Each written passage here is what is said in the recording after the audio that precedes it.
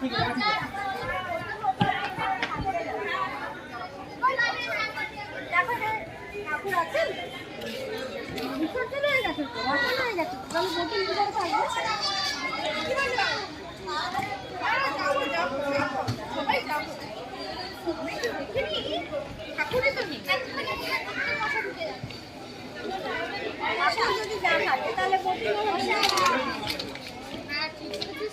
কি করে থাকবো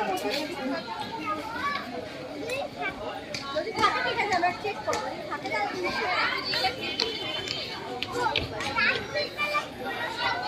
পুজোর সময় একটা পুজো শেষ ঠাকুর